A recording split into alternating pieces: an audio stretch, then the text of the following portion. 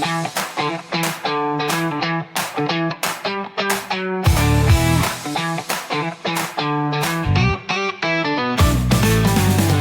and welcome back to Grand Prix.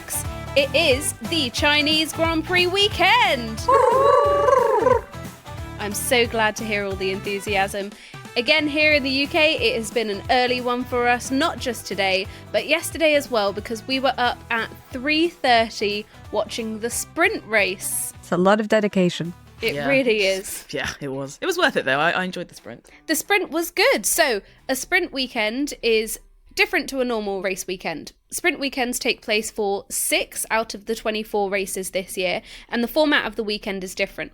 So normally on a race weekend, on a Friday you have free practice session 1 and 2, on a Saturday you have free practice session 3 and race qualifying, and on a Sunday you have the race.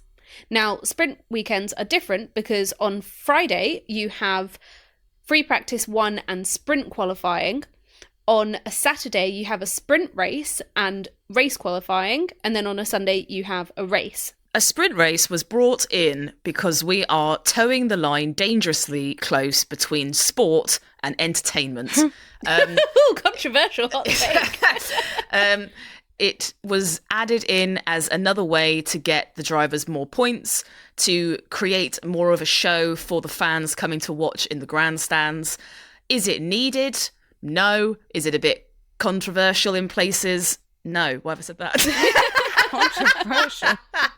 Well, no, we can make it controversial, I guess. We can say that the sprint weekend justifies the extortionate price of some of these race tickets because F1 were basically having an issue where, you know, everyone would want to pay to come to the race on Sunday, but on a Friday and a Saturday, especially on a Friday, the grandstands were empty. No one was caring about watching just free practice, people driving around track, whereas a sprint weekend, you've obviously got a qualifying session, and then on a Saturday you've got a qualifying and a mini race. It then means that they've got more bums in seats on those other days. Yeah, it's a bit greedy though. I mean, I grew up watching F1 without the sprint weekend and also social media and young people watching it, so maybe I'm just a bit old school. I prefer just a typical race weekend. The good thing is that it's more action on track. I think there's more drama, and there can be exciting mix-ups off the grid, but China that we've just watched, I think, proves that sometimes it can give teams a jolt and realise, oh, so-and-so was quite quick in the sprint, we need to be faster in the race, and they can make minor setup changes, and then it's just race as usual, and the McLarens were able to win 1-2. So I'm on a bit of a knife edge because we've had some great sprint weekends, but sometimes we have these ones, and I sometimes think, I could have done without it. You just wanted extra sleep. Yeah, maybe that's me. Maybe I'm just a bit grouchy today, tired. Yeah, you are essentially showing all of the other teams your hand Yeah. on a Saturday rather than during the race on a Sunday. Yeah. But it was still a very good sprint race. Yes, for it sure. was. Very, very exciting. I thought it was very entertaining, and I thought, if anything, it's probably more entertaining than the actual race for today. Oh, Yeah, I can see why you're saying that. That does make sense. I mean, obviously, the main headline was that from 7 days prior in Australia, where everyone was like, Lewis is washed. Lewis is also old, and like red looks good on him, but like what? And then they got such an old memory, and then suddenly it was on Saturday when he was able to win the sprint race with a very nice lead as well. Everyone was like, he's the GOAT. He's always been great. No, I've always thought he was great. The red looks great. He's here forever. So it just shows that recency bias plays very heavily in Formula One. yeah. But As Carlos Sainz said, F1 is a short-term memory sport. It is. That was great scenes to see. Wasn't as great for the Tifosi today, as the Ferraris didn't seem to look as red hot as Lewis did in the sprint. But I still thought it was a very, very exciting moment for Lewis to be able to bring the first win, even though it's a sprint. Still, it bring a win home for Ferrari in the second race of the year for his second outing with the Ferrari outfit. So while the McLarens didn't manage to put in the fastest lap for the sprint quali, they did manage to pull it out the bag for actual race quali. See, now we're going to have the thing that all of the commentators have on TV where it's just like, are we talking about the sprint or are we talking about the race? And oh God, extra words. What? Right. We're never mentioning this fucking sprint ever again. We have 5 more and we're not doing it here at Grand Prix. Now I'm tired. Up at 3. No more sleep deprivation. Right, okay. As you know from last time, we have Izzy's quali lap. Now, Piastri managed to get himself on pole position. He did. And what a lap it was. He did it in 1 minute and 30, which means you've got an extra 30 seconds. I got an extra 15 seconds from last time. Yeah, exactly. You've got an extra 15 seconds. That's what I meant. The tiredness is affecting her maths. You've got an extra 15 seconds to give us Izzy's quali lap. Okay. Dun, dun, dun. Once again, very nervous. Good Do luck. you want to see the time? No, I need to read. I can't be looking over at the time. I'm not that confident. Are you ready? Yes, I think so. 3, 2, 1, go. Shanghai's Q1 was chaotic. Dewar went gravel surfing early while Lewis briefly held P1 before Piastri stole it. Track limits claimed Lando and Doohan's lap, and Max wrestled his twitchy Red Bull to the top spot as the resurfaced track evolved rapidly. Isaac Hadjar meant business as he went into P4, only to be edged out by teammate Tsunoda, while Lawson struggled to get and was actually a full second off Max's pace. Behrman shocked with an early P7, beating Ocon, while Leclerc languished in P10, facing immense pressure. Norris lost time in the final sector, and Lawson's nightmare continued with a yellow flag infringement. Ultimately, Lawson, Gasly, Behrman, Doohan and Bortoleto were knocked out, leaving the remaining drivers to battle for Q2. In Q2, Piastri was looking like the pole sitter, only to have Norris steal it by over 4 tenths. Meanwhile, the Ferrari seemed to have lost their pace, ending up in a rather mid 6th and 7th. Verstappen managed second in his Red Bull. The young Kimi Antonelli had a bit of a brake magic button hiccup, but the team was able to get it working. He was back to his flying laps. Sadly, the rest of the pack had a qualifying nightmare. Sainz, Stroll, Alonso, Hulkenberg and Ocon all got the boot, missing the top 10 shootout. In the final part of qualifying, we saw McLaren, Ferrari, Mercedes and Verstappen prepped with 2 sets of soft tyres to their top 10 shootout. The win picked up as Kimi Antonelli made an error in the final corner that cost him time in the final sector, which ended up getting deleted for exceeding track limits. Piastri seized P1 by 2 tenths, followed by a surprise banger of a lap from George Russell. Lando Norris aborted his final lap and ended up in 3rd place. Verstappen's final attempt placed him in 4th, while the Ferraris of Lewis and Leclerc were in 5th and 6th. Isaac Hadjar continues to impress with a brilliant P7. Antonelli recovered his deleted lap with a reasonable P8, followed by Tsunoda in 9th and Albon in P10 to finish a thrilling qualifying. Way! Oi, oi, oi. Damn. Thank you. That was... Well done, you. Whew, that was quite a lot. Do you two get anything from me reading this out? No, not one bit, not one thing. Zero. Okay, so it's worth And also, doing then. For yes? the listeners, Yes. play it at 0.5 speed and you'll be fine. But anything above that, you're going to be completely lost. Can you imagine the people that listen to podcasts at like 1.5 times speed? Oh, God. Trying to listen to that. If you do that, please just clip up me doing it and send it to me sounding like a chipmunk. All right. Now that we know what the quali order is, shall we watch the race? Let's do it.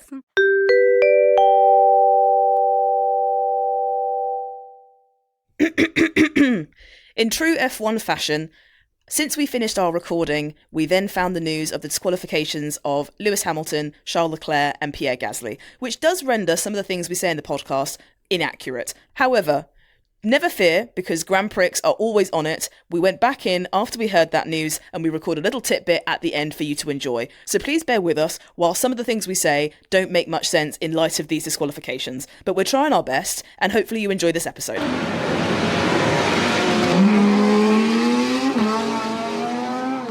All right. So that was the Chinese Grand Prix. And as you said during your quali lap, Yep. the track had been resurfaced, It and had. that has a very big impact on grip levels and also tyres, which played a very key role in this week's race. It was all about tyre wear and making sure that you make your tyres last, especially because we thought it was going to end up being a 2-stop race for majority of the pack, but all of the front runners, bar Lewis, did a 1-stop. Yes, last week in Australia, it was all about being able to survive in the very turbulent conditions of the wet. And in China this week, it seemed that it was all about being able to survive on the pair of tyres that you had on your car. I need a bit more clarification about what exactly the track conditions and tire stuff mean for this race, because obviously the first race in Australia with the extreme weather conditions, that was very clear because it was just chaotic and it was all rain and it was not hard to tell what exactly is going to affect their strategies. But for this one, I mean, I still don't really understand when and why the drivers pit, what difference it is between which tires they go for. And like, for example, like Stroll and I think Hadjar as well, they both didn't pit at the same time that everyone else did. And that kept them in the race only, like leading the race only for a short amount of time. But then they went back down to the bottom. So to me, it just doesn't really make sense. I get that that is something that affected their strategies for this one, but I don't actually know what that means. It's almost like we need an entire episode on tyres. Coming soon to Grand Prix. Are you tired of not understanding tyres in Formula One? Yes, that needs to be the intro. Okay, I mean, they're all very, very valid points and questions, so let's get into it. Should we start even more basic and explain the whole relaying a track surface? Do you understand why they've done that? No. So the Chinese Grand Prix had the track resurfaced with new tarmac for this race for this year. They do that ahead of a Grand Prix because in lots of cases at tracks, they have different formulas such as the Porsche series or the F1 Academy, F2 lower formulas, motorcycle GP and MotoGP. They have lots of different types of vehicles and things all over the track. And over time, that can start to get worn. It can start to get bumpy. It can start to get very dry. The asphalt can start having weird characteristics and interacting with the series that are running on them. So they decide ahead of the Grand Prix and ahead of a big weekend with lots of events going on that they'll resurface it. And resurfacing it is same as when you have it on a normal road. You're just adding more nice smooth tarmac, which means that the surface will be nice and smooth for the drivers that are going to be on it. Now, what happened in China was that they had a much smoother track as a result of it being resurfaced. In doing so, the drivers then started experiencing something called graining, and they had it especially on their front left tyres was where they found it. Now, graining happens when little strips of the rubber on their tyres tear off the tyre surface and onto the track as they start to race around. Those little torn pieces that are on the track then stick back onto their tyres, which creates an uneven and slightly grainy texture. The irregular bumpy surface that goes on that tyre reduces the amount of contact that tyre makes with the track, leading to a loss of grip, and is what we know as graining. Okay. So when you start off with those beautiful vinyl, shiny, glossy tyres, as you take them out of the tyre blankets at the start of the race, they've got all their rubber on them and they're ready to be gripped up and be able to race on. But as you go through the motions of racing, and especially you see as they go through turn one, they've got that big left-right-hander that goes all the way around. Their left tyre is having to take all the force of that, all the aerodynamic loads go through it, and it starts squealing like a little piggy. Essentially, all the drivers then struggled because they then need to back off slightly, which means they're going to get slower, which means they could be, at threat of being overtaken. So they need to push, but they don't know when they should pit because no one else is pitting at the same time. They don't want to lose time. They don't want to lose track position. We found out from the sprint that track position was very important because you don't want to be in the turbulent wake of someone that's in front of you, chucking out all their yucky, dirty air straight onto your tyres and your car, which makes you slide around, which means that your tyres get more grainy. So the whole thing is a bit of a self-fulfilling prophecy, but it became the focal point of the Chinese Grand Prix as drivers were having to navigate their tyres. So they had to be what we know as a tyre whisperer. Now, you've heard of a horse whisperer. Mm-hmm. Now we've heard of a tyre whisperer. It's a driver that is able to be able to keep a little bit of performance in their tyres, not over push them. If they go flat out, that graining will get worse and the tyre will get yucky, they'll lose grip, they'll get slower, they'll lose their position. What they need to be able to do is push when needed, but be able to keep a little bit back, not going on the curbs too much if they can, and being able to sacrifice just the right amount of lap time to make sure they're still competitive, but also not ruin their tyres. Damn. Can I try to give everyday analogy to explain graining? Sure. Yeah, go for it. Shall I make it a Ream style analogy? So it's when your sister said she hates you. No, so it's like when you have a pencil rubber, like an eraser for a pencil. Yeah. And you start rubbing out your pencil on the paper and then you get those small bits of rubber that kind of come off. It'd be like trying to stick those back onto the rubber. And then you've got like a really weird rubber and then you start rubbing it out again and obviously they'll fall off and then you'll have like your rubber back to normal. That's not great. And Did that help as an analogy? To be fair, I've had that exact experience when I've been in school. Yeah, so my analogy worked! When you said that's not great, I thought you meant the analogy. I know, I was so insecure. No, it's like the analogy was great. Okay, well, that makes a lot more sense because, we kept hearing the drivers say, oh, my front tires are effed or I'm losing grip or whatever. And to me, it just doesn't, it's just words. Brilliant. Word salad, no dressing. Yeah, so what some drivers were doing in the instance of Stroll and who else didn't pit? Was it Albon? Albon. Albon didn't pit. They didn't pit at the usual window that everyone else did. What they were trying to go for was you lose time going into the pit lane to do your pit stop. Now, the FIA have a rule in the rule book that you have to do a minimum of 1 stop per race, and you have to use 2 different types of tyres. So the options for today were the soft tyre, the medium tyre, and the hard tyre. Does it vary per race? No. The compounds stay the same. However, the level of grip that they have are different depending on the track. So they will have a C4, a C3, a C2, a C1, all within the hard range and the medium range and the soft range. And that's because based on the type of track that you have, you need a level of softness or hardness depending on the track. Am I making any sense? Yeah. Yeah? Yeah? Okay, good. So basically there are different levels of hard, there's different levels of medium, different levels of soft. Okay. You lose a lot of time in the pit lane as you come in because you have to drive much slower. There's a pit lane limiter because of the word safety.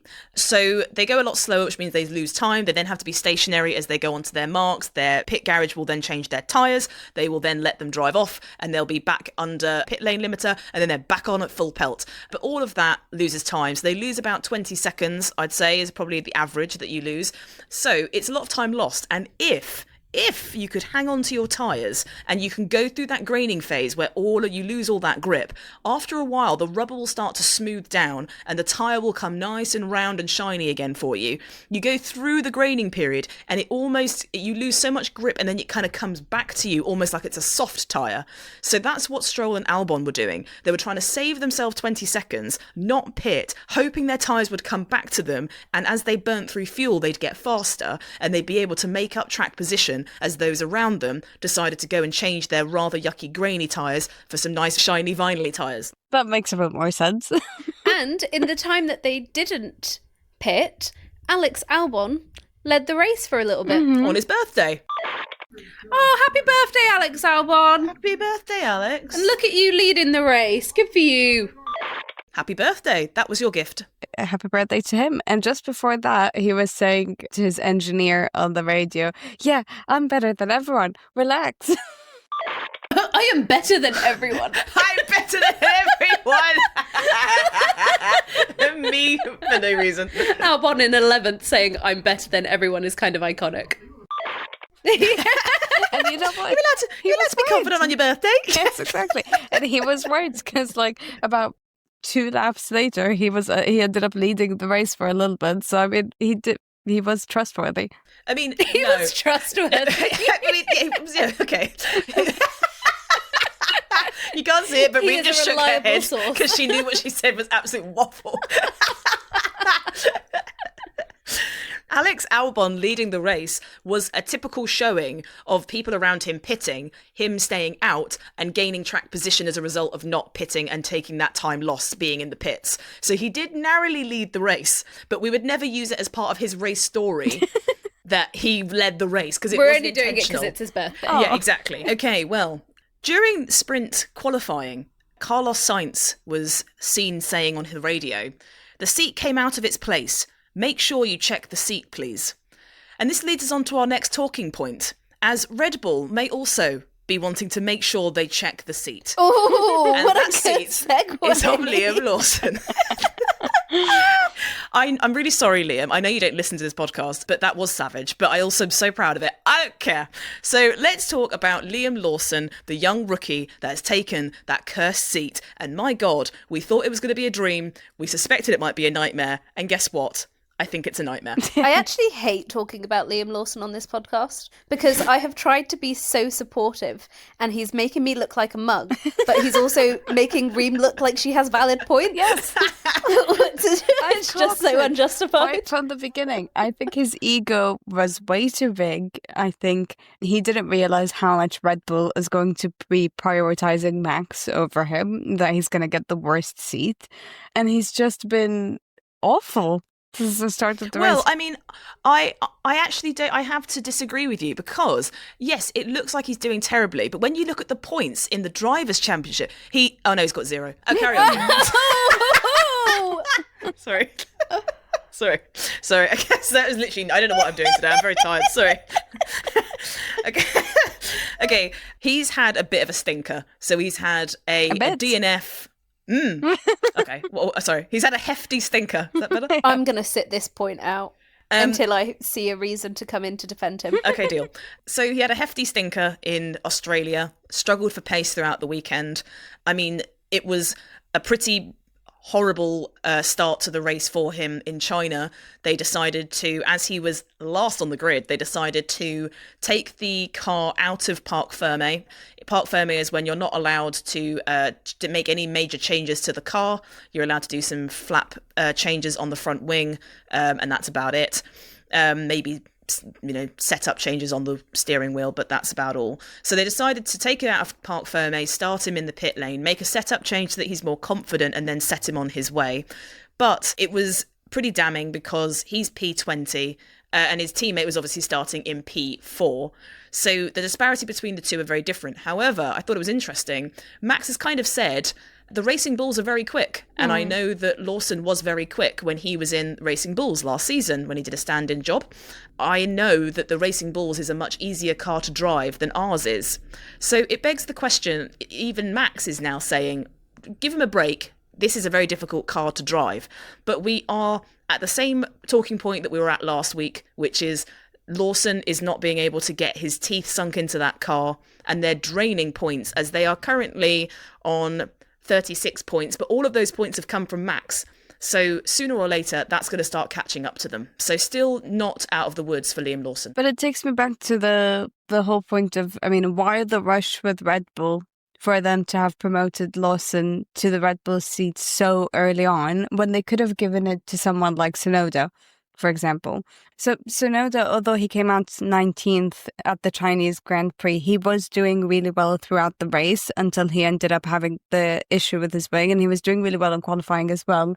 And I think he would have probably been a better pick for the Red Bull seat than Liam Lawson. Liam Lawson should have ended up being in the Racing Bulls seat, and then that could have been practice for him for the next season or the seasons afterwards. But I think they rushed the decision too early on. I think he wanted them to rush the decision so early on as well. As we've seen with Drive to Survive, he very much had that ego.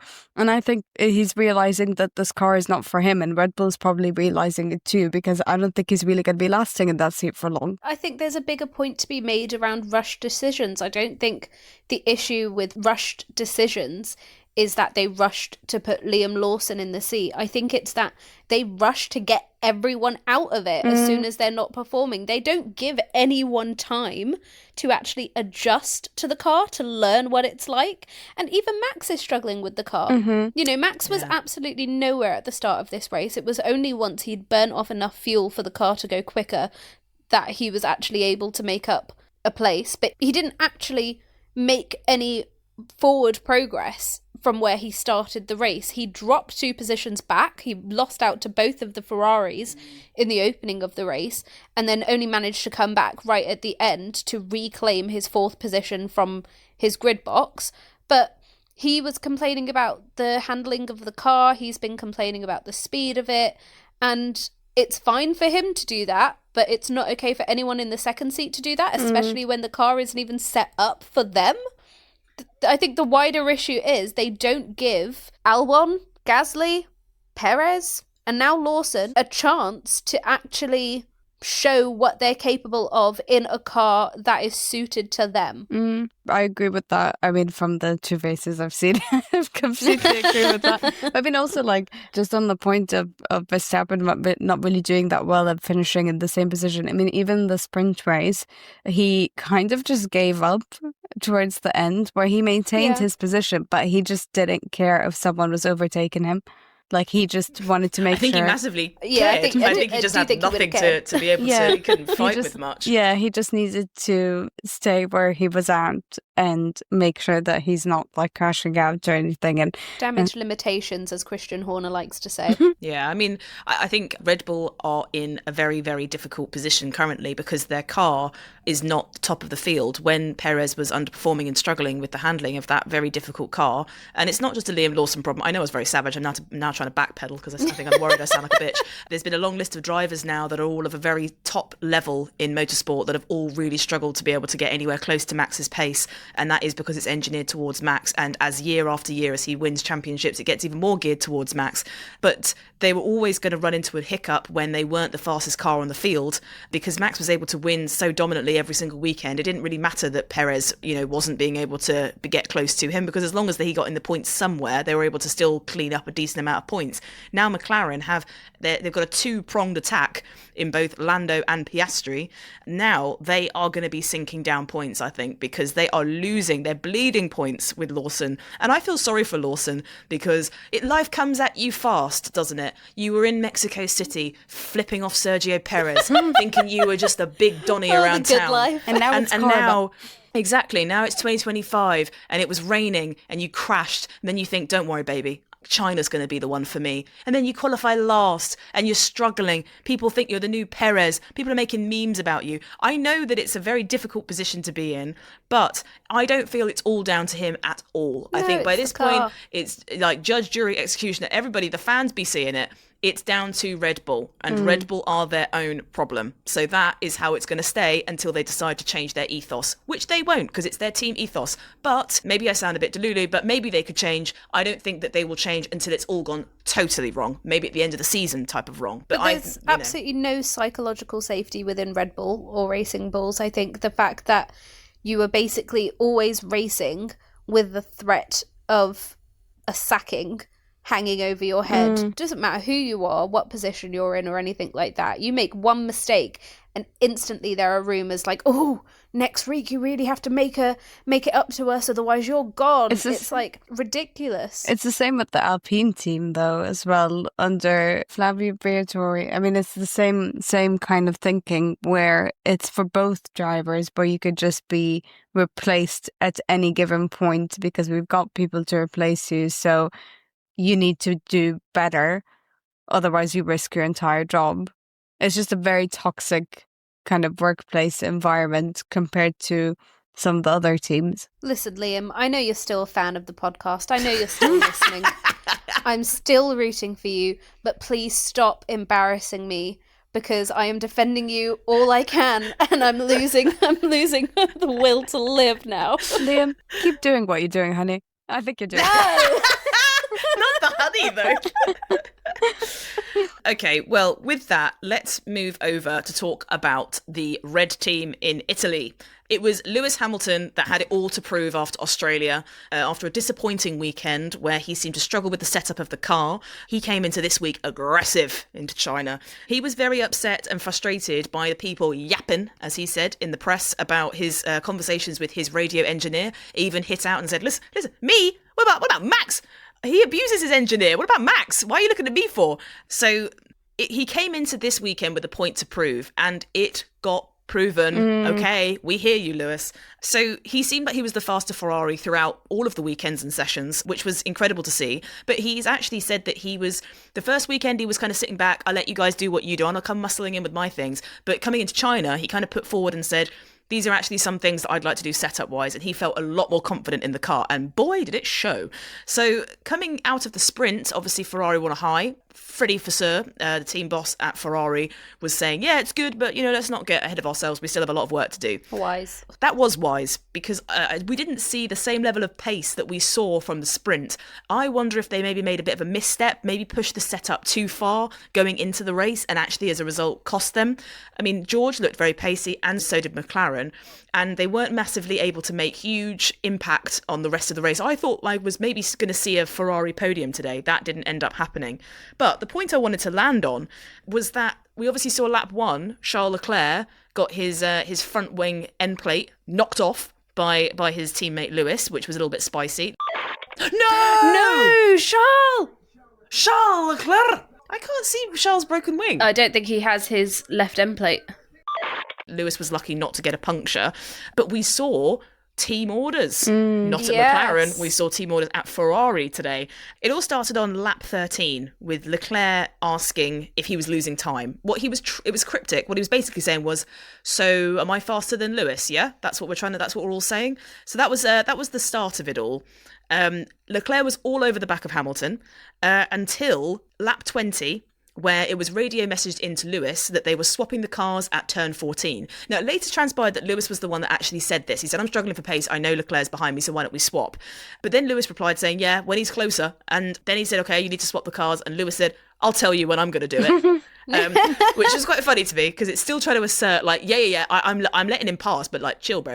They then decided to switch over. Now, my question to the pair of you is, even though it was Lewis's decision, do you think that was a bit of a mind game from Lewis, maybe banking something in the back pocket for another race in the future where maybe he's more pacey than Leclerc and he can say, remember China, let me through? Or is it just that he wants to show he's a team player? I think it's the latter.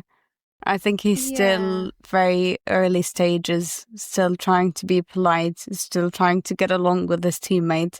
So I think he's trying to show that he's a team player so that later on he can start being able to make his own decisions and be able to like have a case to prove himself rather than coming in very headstrong at the beginning and then the engineers and Leclerc being like, oh, well, this is our rules. This is a new team now. That's not Mercedes anymore, and getting annoyed at him. So I think it's, the latter. I'd be more inclined to say that it's him showing that he's going to be a team player and he's in it for the team. But I think as well, he's asserted himself in the team with his driving during the sprint race. You know, even though it is a sprint race, he is the first winner of the year with Ferrari.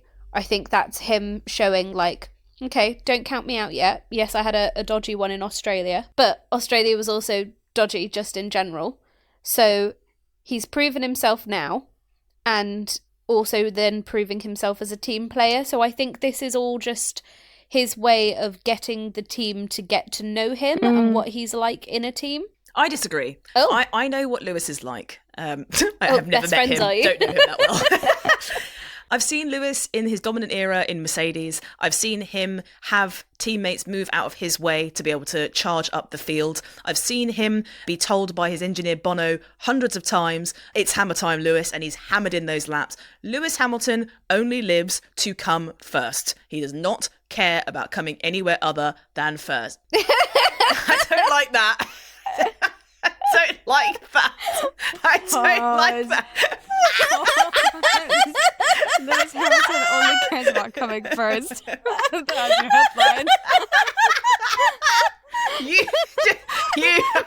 You are being a pervert. That is wild. No, it's not wild. You're wild. You came up with it. Listen to that I'm without talking about context racing. and tell me that's not wild. But it's in context. It was in context.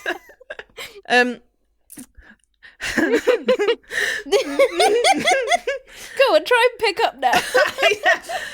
As I was saying, Lewis Hamilton always comes... No, sorry. sorry. Okay. Lewis Hamilton only cares about coming first. Winning. Just say winning. Okay, you're right. He cares about winning. He only cares about winning. So I think... I don't know. I forgot. This is going to take me so off course. Okay. Lewis Hamilton only cares about winning, and him letting Leclerc go past, I felt, was probably more of a just wait until later in the season when I'm at the British Grand Prix and I need to get past you and I'm going to say, China, hey, remember China, please let me through because of China. Please don't do a Donald Trump impression. You're just derailing my points. You're right. I think that's a conspiracy. I think it's the conspiracy is he's trying to get past in China because of Donald Trump. What are you talking about?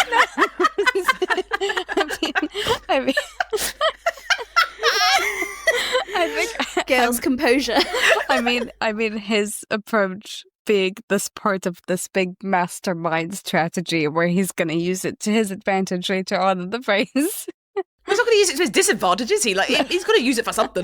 Like, I think that he's trying to say he's the leader. I make big calls like that. I'm able to make big calls like that. You can trust the calls I'm making are legitimate because it's probably what you were going to ask me anyway. I'll get in ahead of you. I'll get Leclerc to go past me. And if I can make my case in the later stages of this race and I can get past him, then cool. I look like a team player, but I still got the place, baby. If not, then at a different race, when he needs to get past Leclerc and Leclerc's bumbling around and he's like, get on them, move on. Then he doesn't have to ask for team orders. He can just say, listen, China, mate, come on. And they'll say, okay, fine, no worries. Charles, can you move? And that'll be that. Yes, that was my Italian accent. Get over it. I thought it was quite good, actually. Thank you. He's trying to say, I come first. Right. Okay. Well, the thing that took me by surprise, I'm just going to brush over you two. I think that's wise. The thing that took me by surprise is the fact that they let them swap cars because then it gave Leclerc a chance to try and zoom up to the back of George. But what actually happened was that Max got past both of them and Leclerc didn't get past George. So actually they were just in the same order but switched. Yeah. So by switching Leclerc over, nothing actually happened from it. They should have switched them back towards at the end. They should have switched them back, yeah, because ultimately Lewis did qualify ahead of Leclerc. They didn't manage to change positions at all. So I think the fairer thing to do would have been to switch them back around. Yeah, I do agree with that. I was kind of expecting maybe a last lap reshuffle of the Ferraris, but that did not happen. What we were treated to instead was Leclerc's engineer telling him, like, maybe don't take too much curb, and his only reply was, nope. How about no? I'm trying to race. Shut up and stop making it boring. The curbs are fun.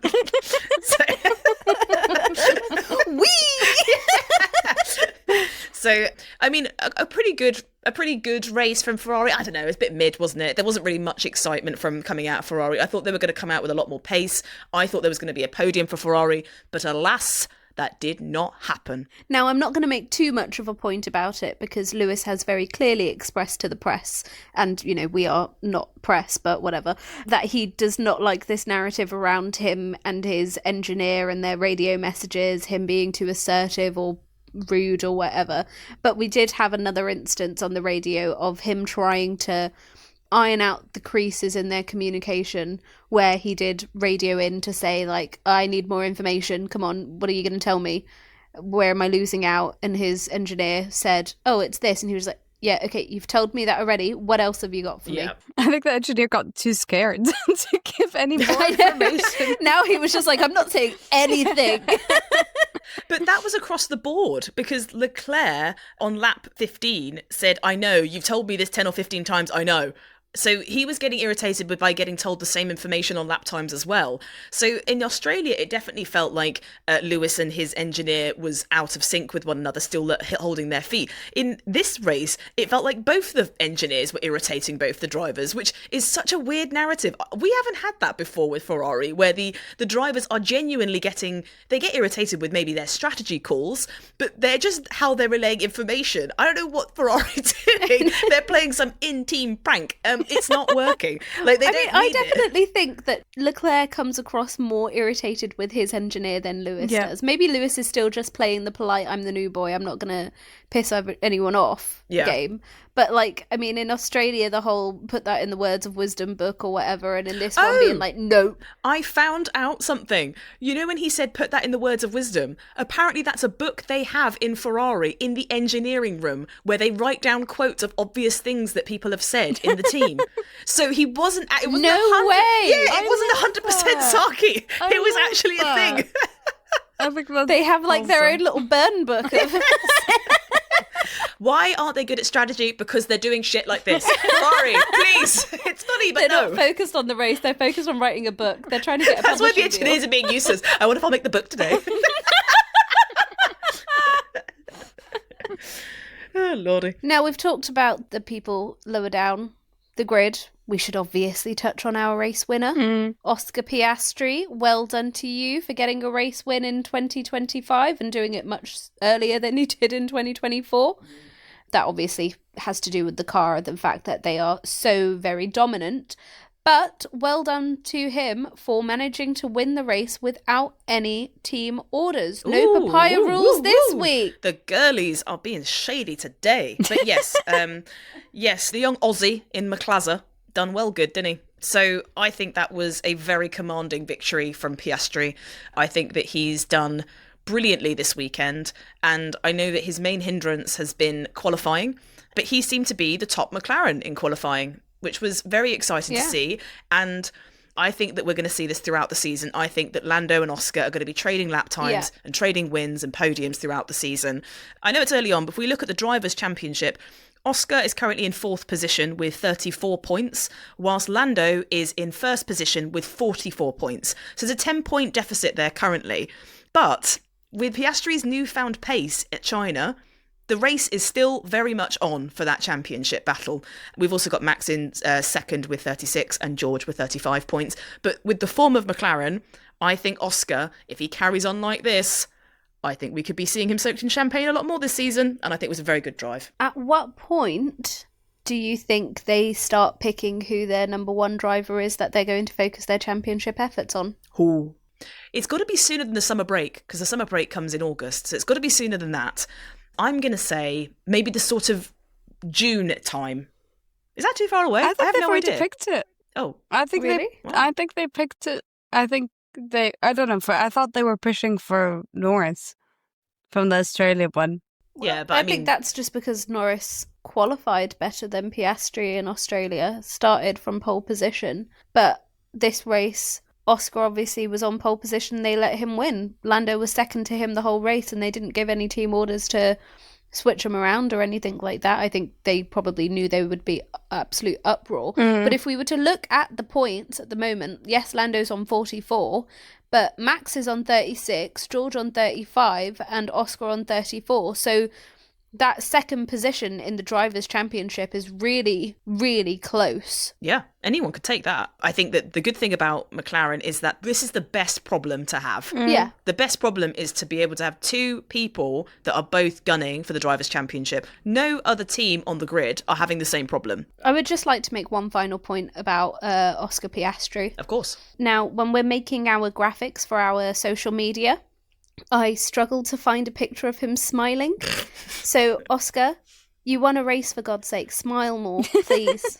Yeah. I mean, just a general point for our social media, it would be lovely to have some different constructors winning races. It would really shake up our social media colours because... It's looking very orange. Yeah, at the it's looking moment. Sorry, very papaya. orange and very papaya, which I'm not upset about, but it would be nice to have a mix-up. Maybe a Mercedes would be kind of nice, maybe another Ferrari, some Aston Martin, Williams, although that's not happening. Should we talk about Haas? Let's do it. Haas managed to get both drivers in the points today. Yes, they managed to move up from 0 points to 7, which in the world of F1 is a lot of coin, girly pops. Redemption era. What place are they in constructors at the moment? 7th. 7th, so they're closing on that 6, which is all important to them. Yeah, they're 1 point behind Aston Martin in 6th. Obviously, Aston Martin had a bit of a hoona Who's 10th? because Alpine, Oh, damn. 0 points. 0 None. points. The only team with no points. Ouch. Bye-bye, Jack. Bye-bye.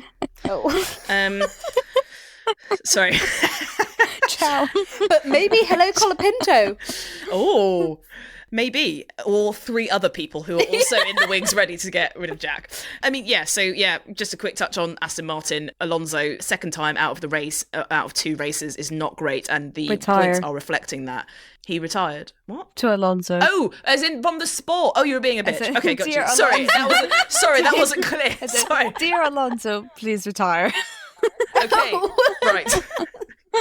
No respect on his name. But if we look towards Haas, my God, Ollie Behrman loves an overtake. You know what he loves saying when he does an overtake? Hit him with it, girls. Ciao. Nav, what are you doing? I had no idea what you were talking about. Okay, well, Reem, you are now more interested in Formula One than Nav. No, I thought Ollie Behrman was all over the shop. He was on it today. In a good way. Yeah, sorry. He was all over the shop in a positive light and was really on it. Haas and Ollie Behrman obviously decided to not pit with the rest of the front runners. They decided to go long on their first set of tyres. At lap 24, he was in P8 trying to make an overtake on Stroll, who also hadn't pitted. And lap 25, he sent it, but he locked up and Stroll kept that place. But later on, he was able to get past Lawson with ease. And that was when he had said the infamous ciao as he went past. By lap 40, he was up to P10 with both of the Hasses in the points. Put it this way, he said chow a lot. I'm not going to go through all the overtakes he did, but he did chow a lot. So he chowed down on the competition today. And what a reserve, thank you. Here all fucking week.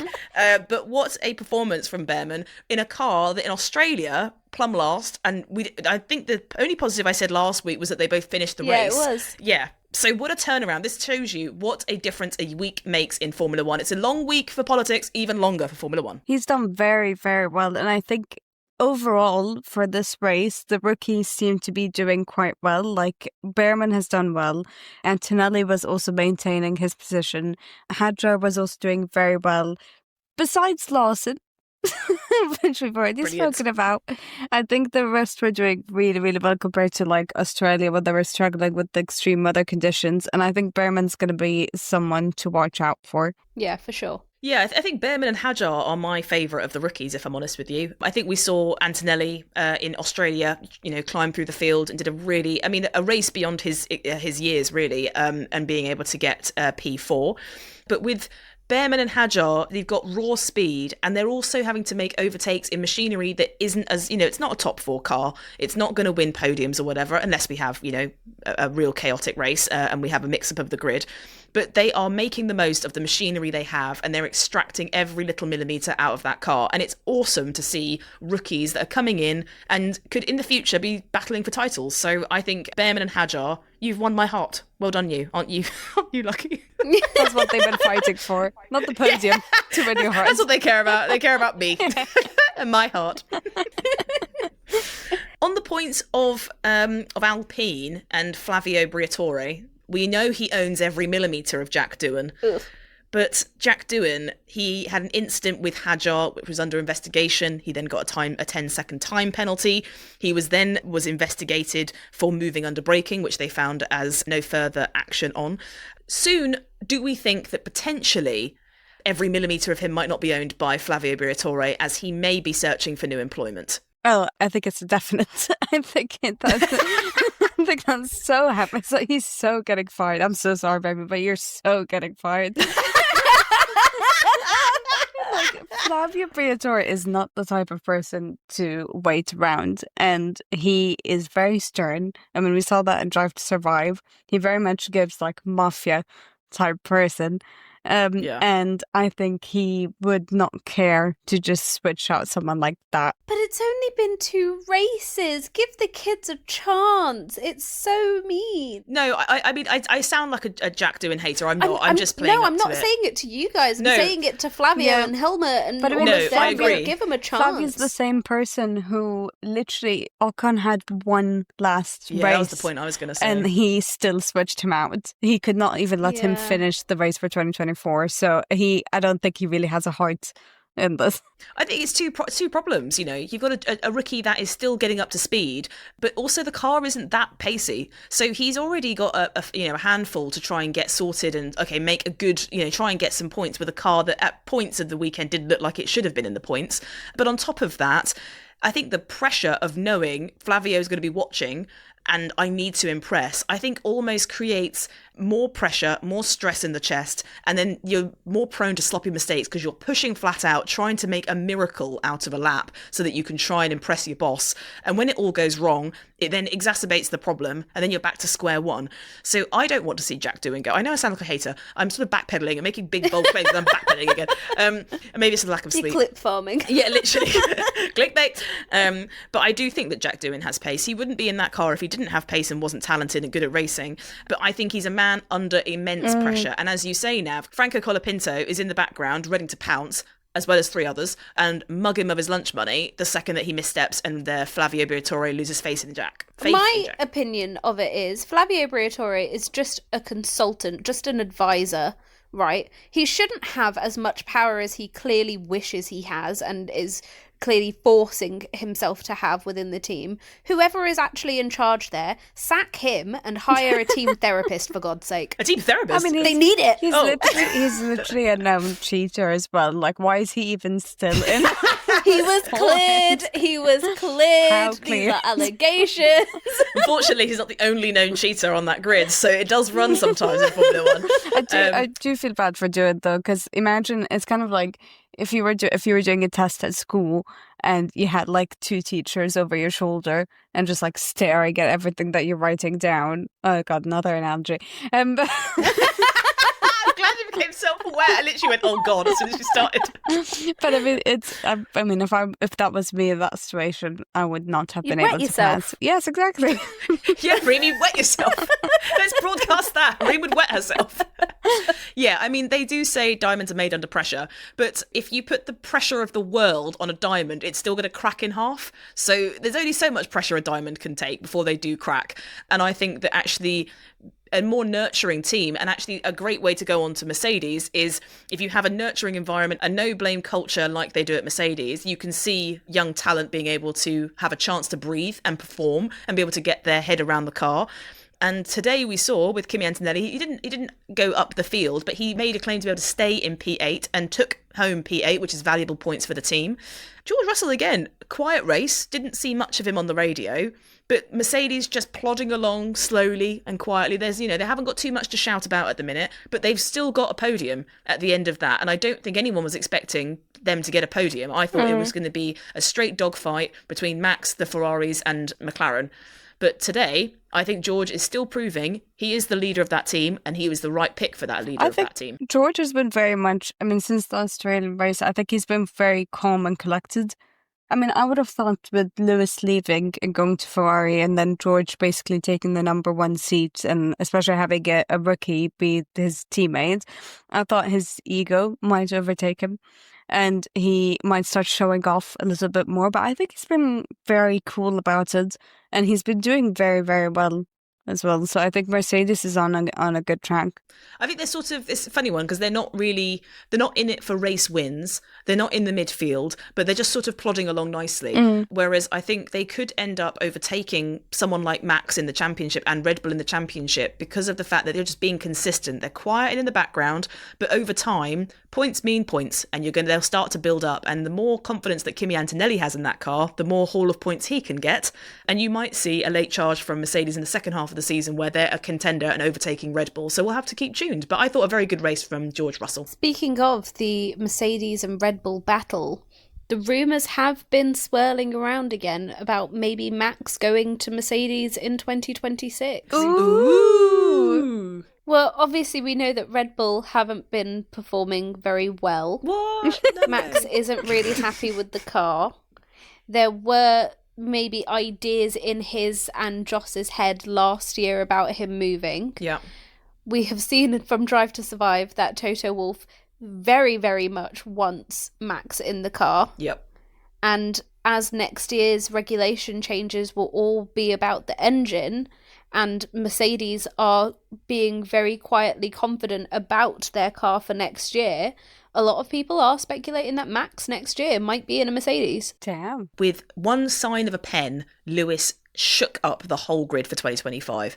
I am more than happy for Max to do the same for 2026.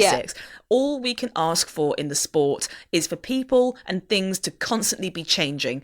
Nature is change, baby. And I think that a team change would be an incredible marking for Max's next chapter of his career. He'd be going there as a 4-time world champion. The drama would be swirling. I would like to see him in Mercedes. I think that they're two very different types of teams and people coming together, but I think they could be an incredible force. And I think where you've got the cool, calm, collected look of Mercedes, you've got that fiery, passionate, aggressive side of Max. I think when they come together, fantastic on the good days. I think it'd be dramatic on the bad days, but Max is known for being able to extract the maximum out of his cars, and I think it would be so exciting as we go into 2026 with this absolute powerhouse of a driver, with a powerhouse of a team coming together. But also I would want to see who would end up in Max's seat if he was to leave, and how would Red Bull recover from his golden boy. Well, it would completely fuck up Red Bull's strategy because they make their cars for Max. If they don't have to make a car for Max, what are they making? That's true. They won't know what to make. That's very true. The question as well, though, is if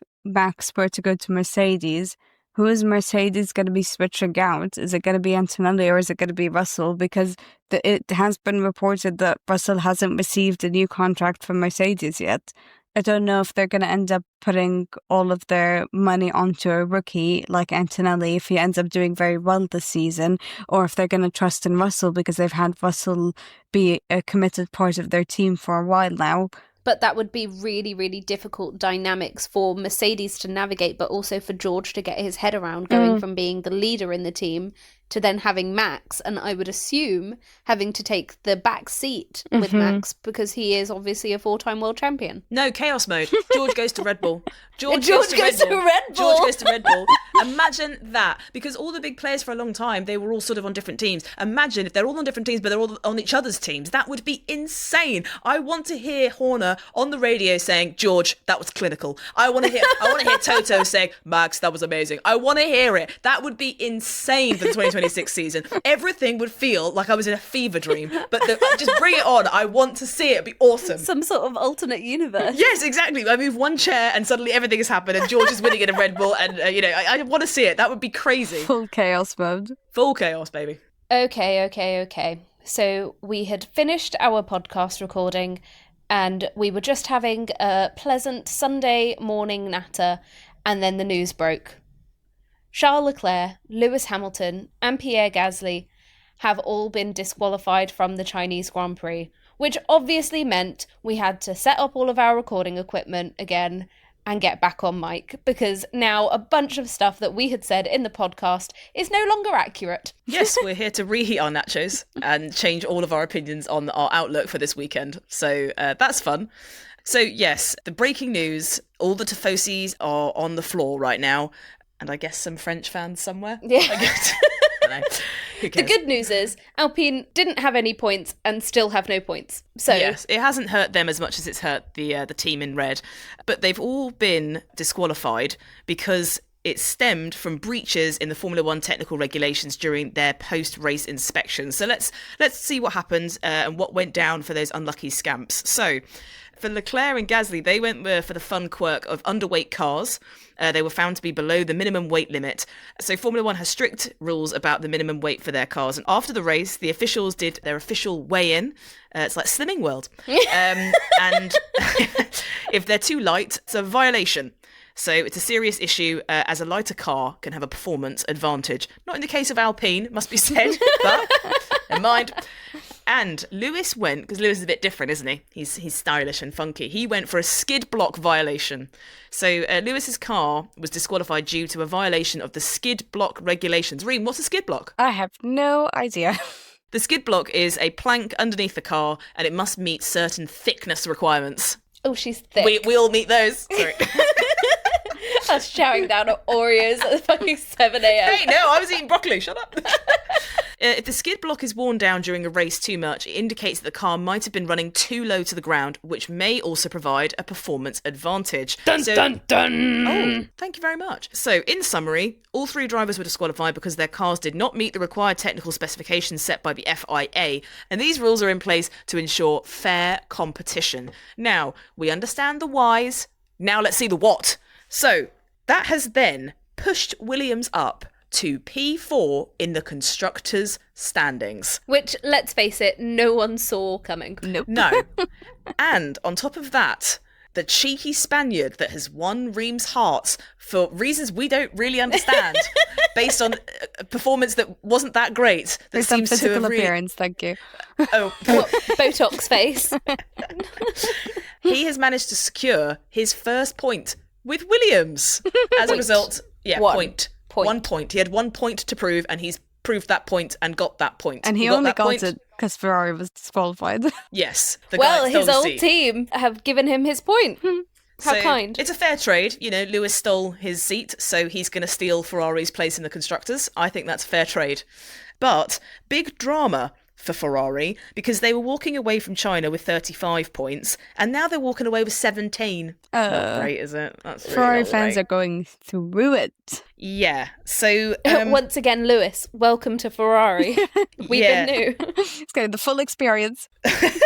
The points are not looking good. Both Leclerc and Lewis have dropped down in the Drivers' Championship from 6th and 7th down to 9th and 10th with single-digit points. So just to clarify, to see how disastrous this is for people that maybe don't realise how crazy this result is, it means that somehow Lance Stroll is ahead of the Ferraris in the drivers' standings. Oh my God, I did it again. Why do I say standings when I get excited? Standings. I'm sticking with it. Lance Stroll and Ocon are ahead of the Ferraris in the drivers' standings. That's crazy. You said it again. Yeah, I'm just sticking with it. I don't care. The Nepo baby is ahead of a championship winner. That's so crazy. 7-time, please. Please put some respect on his 7-time name. championship winner. That's my disqualified champion. Yeah, not good. I think Ferrari will come out as, that was the plan all along. That was fine. We're still tricking you. We're still tricking you to think that we still want you to think we don't know. Well, I've just checked their Instagram to see if they've come out with, quite a sorry-looking statement. They haven't. Their last post was them with it says, round 2 done, with a tick. I'm like, no. Someone in the social media team needs to stop napping. Put yourself in the PR social media team's shoes of Ferrari.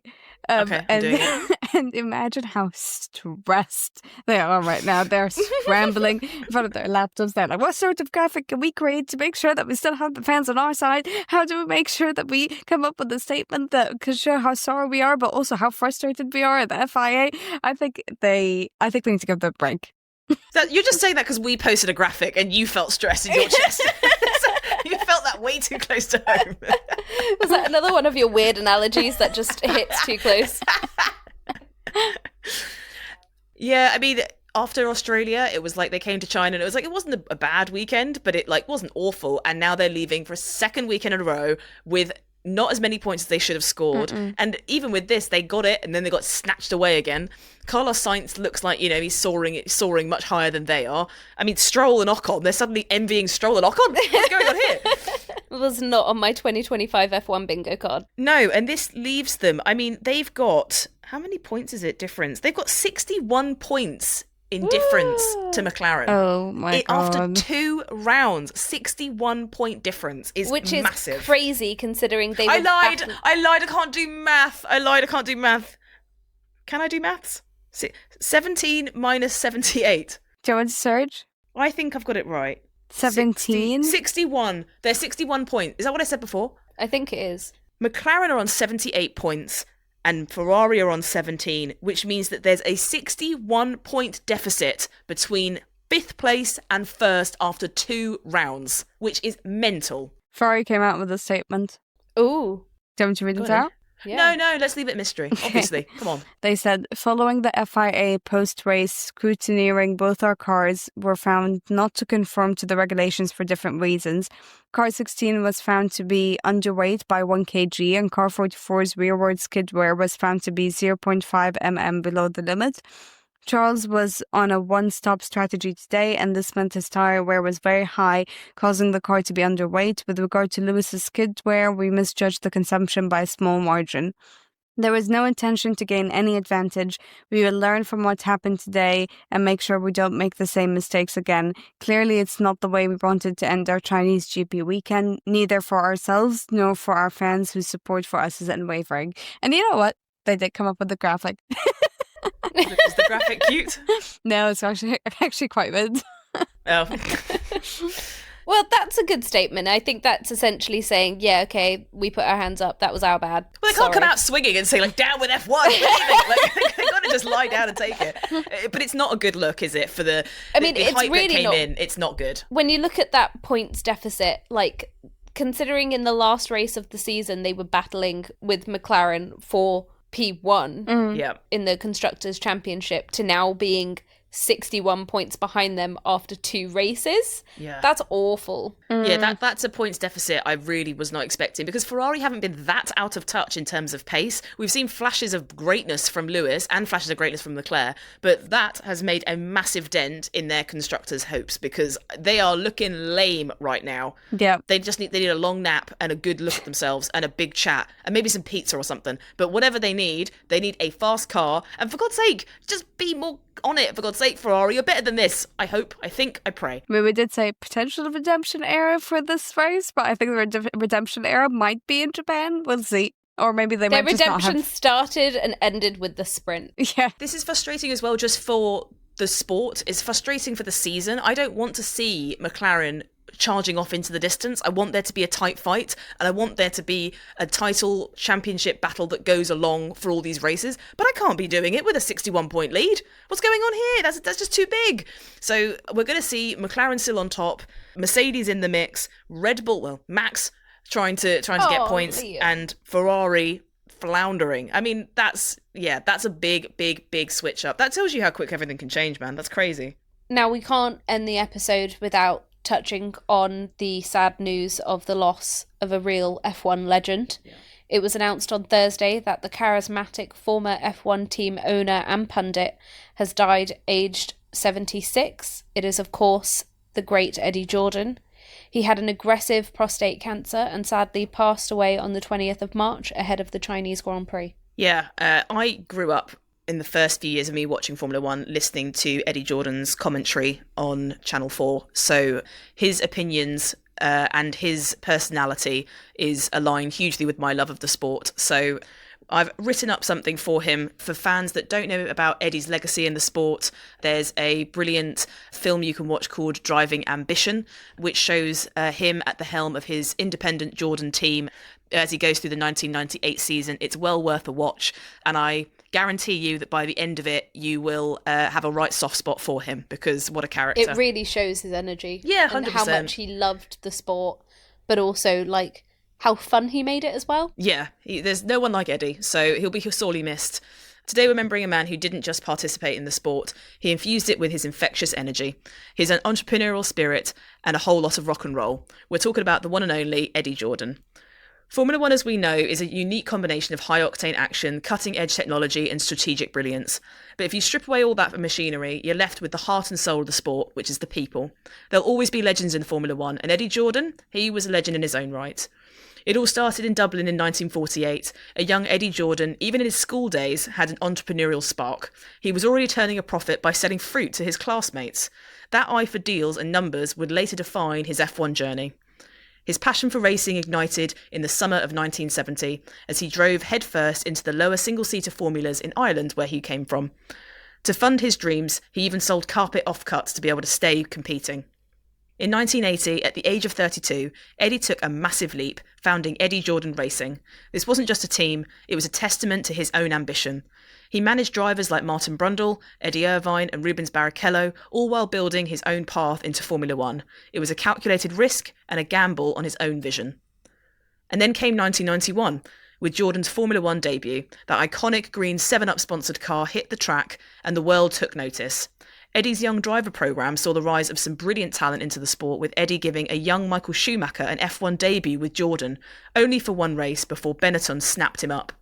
As Ron Dennis famously quipped to Eddie at the time, "Welcome to the Piranha Club." A testament to the cutthroat environment of the Formula One paddock. The Jordan team managed to secure 5th in the Constructors' Championship that year, a remarkable achievement for a new and independent team. But Eddie didn't just want to compete, he wanted to entertain. His team was a breath of fresh air, a rock and roll circus in the paddock, bright yellow paint jobs, team mascots, and a garage filled with celebrities regularly. Eddie's marketing genius was as sharp as his racing acumen. In 1998, Jordan received its first Grand Prix victory with Damon Hill at the Belgian Grand Prix. Things got even better for the independent team in 1999, when Jordan finished 3rd in the Constructors' Championship, their highest ever position. But the financial pressures of F1 are relentless. As costs soared, Eddie made the difficult decision to sell his team, but his legacy still lived on. That team and the foundation he built is now racing as Aston Martin today. In 2009, Eddie returned to the paddock, not as a team owner, but as a beloved pundit and broadcaster for the BBC and then the Channel 4. His insights, his humour, and his passion for the sport really shone through. And then there's his contributions off track that Eddie achieved. He received an OBE for his charity work and services to motorsport. Eddie Jordan proved that an underdog with heart and charisma can win over the toughest crowds. He was a true independent, a larger-than-life personality, and a man deeply respected and loved by the F1 community. His legacy, his spirit, his unique brand of rock and roll will forever echo in the halls of Formula One, and he will be sorely missed by all of us around the world. Very beautifully written. All right. It's Reem's favourite part of the episode. Da, da, da. Ew, I hated that. Hated that. Cut that out. So did we. Did you ever watch Phineas and Ferb? Yes. The platypus! Do you remember the episode where I think the dad was listening to like some sort of audiobook on history and fossils and stuff. At the end of the episode, he went, "Fossils! Da, da, da." That was the exact sound that you made, and it just sprung into my mind. That was the weirdest memory from the inner recesses and corners of your mind, and it took you so long to get there, and neither of us have known what you're on about. I'm happy I unlocked that for you. Might start binge watching Phineas and Ferb. Such a good show, honestly.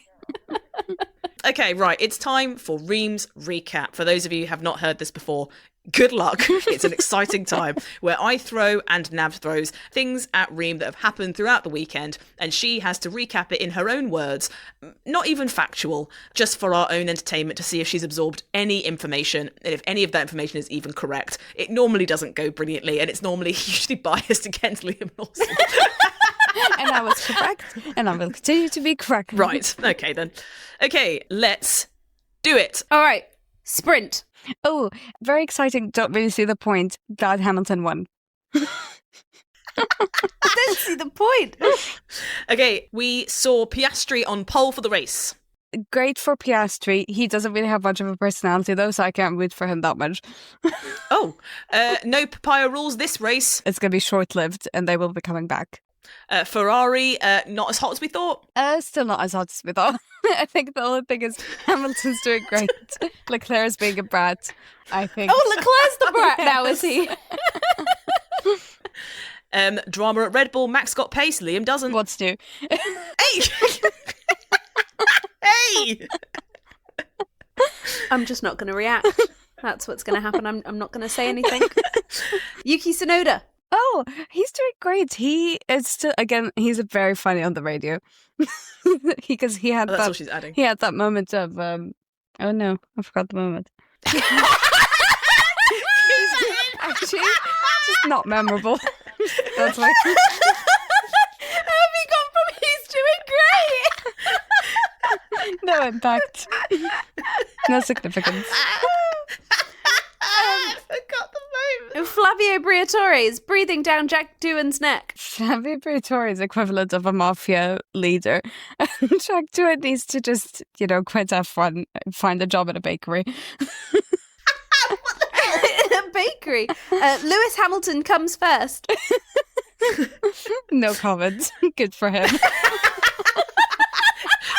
Sorry, what you just did there was no comment followed by a comment. Kick Sauber. What's the point?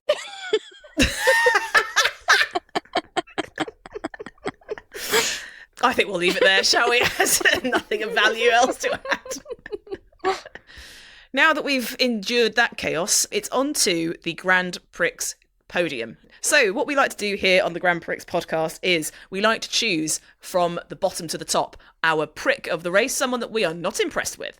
Our grand, they did all right, yeah. Anyway, and then Grand Prick, you are top of the timing boards, baby. You are the man. You are as good as our podcast. Yes. Exactly. Do you see, listeners, how funny that we've made it, that they are the same level of us? Isn't that funny? Anyway, okay, let's start with Prick, who was the girlie's pick for the prick. I didn't like that, but we'll go with it. I don't want to say mine because I've spent so long defending. Oh, I know which one it's going to be. Oh, who's it going to be? Make her say it. Say it. Say it. Say it. Say it. Say it. Say it. Say it. Say it. Say it. Say it. Say it. Oh, it's Lawson. Oh! Why is that?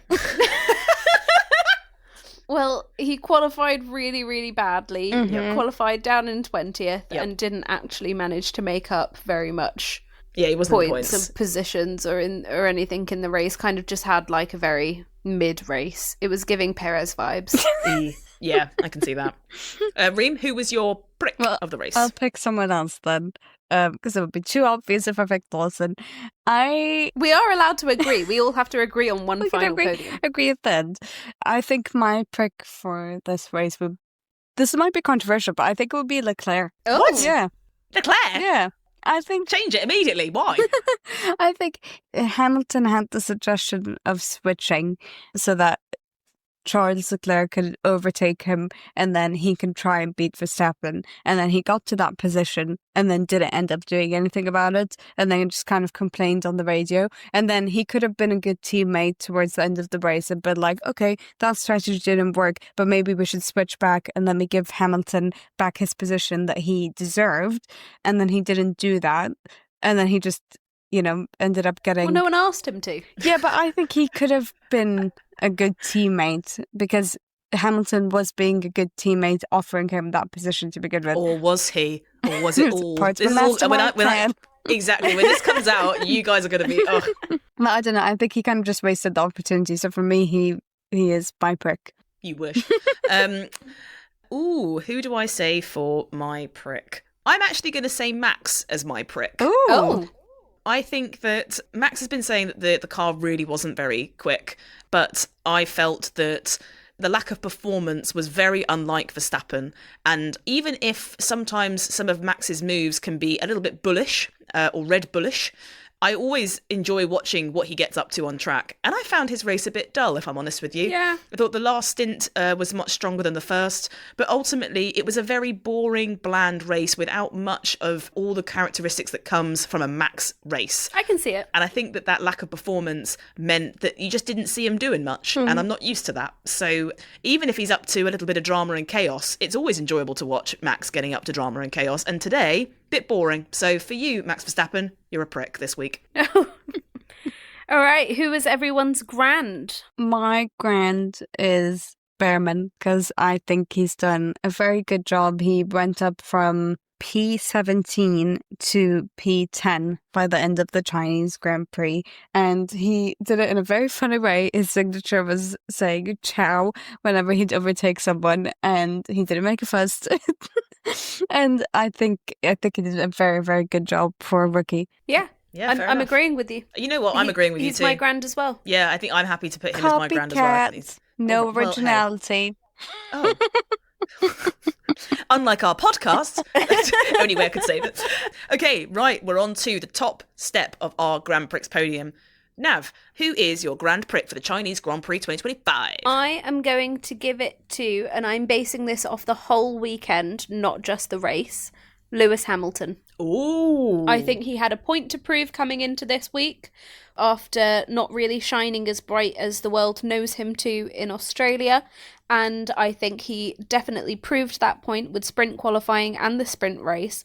And then even in the race, yes, he didn't manage to make up a position. He went down a position, but he went down a position due to team orders that he actually suggested himself because he was playing the team game or maybe playing mind games, who knows. But even if he is playing mind games, hello, he's thinking races ahead. That is like high race IQ. Big brain. Big brain, exactly. So I'm going to say he is my grand prick. Oh, that's a brilliant answer. Reem, try and follow that up, loser. I mean, I think I would agree. I mean, Lewis Hamilton. Copycat!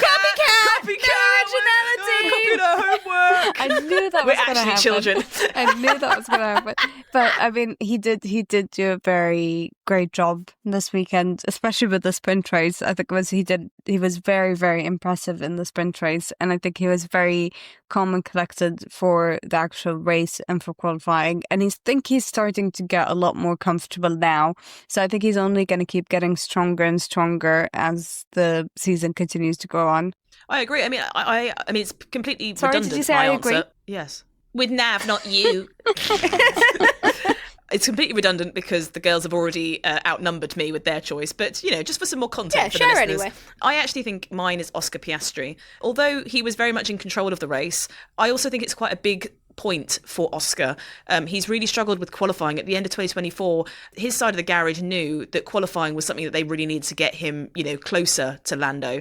And I think that the Chinese Grand Prix weekend showed that he was in it to get on top, and he did.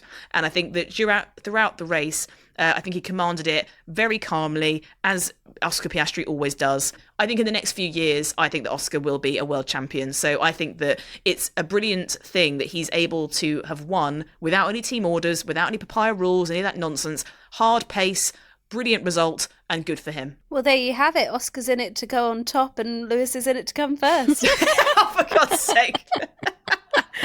Doing a podcast with perverts. Sorry, Mum. So Our Grand and our Grand Prick are basically decided. Shall we settle on who our Prick of the race is? We've got Liam Lawson, Max Verstappen and Charles Leclerc. I think it's safe to say we're just going to discount Charles Leclerc because I don't think the reason is valid. I think for discounting Most Charles invalid Leclerc, reason. we discount Max Verstappen as well, because I genuinely think You just want it to be Liam Lawson. Yes. Translation, I think we should just go with Liam Lawson. Why don't you say it with your chest?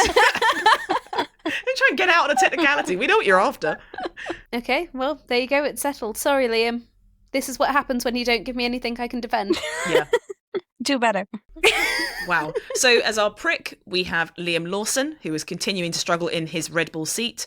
As our grand, we have Ollie Behrman with a very impressive drive for Haas into the points. And for our grand prick, we have Sir Lewis Hamilton. We apologise for calling you a prick last week, but my What God. a comeback What story. a comeback, baby. What a comeback. Liam, it's your turn next race. Yeah. Come on. Lewis has proved it's possible. You can do it too. So, you may or may not know, next week there is no race. Boo. I know, just as we get started, they take it away. But the Japanese Grand Prix weekend will begin from the 4th of April, with the race taking place on the 6th. But in the meantime, keep up to date with what we're posting on our socials. You can find us on Instagram, X, YouTube and TikTok. If you've enjoyed what you've listened to, either now or in the past, whenever really, make sure you leave us a review. It really helps us. Please, and, please, just give us a review. I don't want to come across as desperate. Okay, Oh, we're okay, desperate. We're fine. leaning into it. No, Leave we're a not. review, No, we're not. please. We're cool. We're cool. Okay, now we're backing out. This is a theme for you in this episode. You make a big bold claim and then you back out. What's going on? No, we're too cool. We don't care. No, hard to no, get I out. don't care. We don't care. Yeah, we don't care. No, Science give us a bad DMV. review. No, don't ask for a bad sorry. review. No, Science, don't give do us- that. Fine, give us a review, please. I will sign the His review- restraining his order. He sends you a cease and desist. Yeah, that's the intro. That's an outro. No. All right, cool. Shall we start the pod?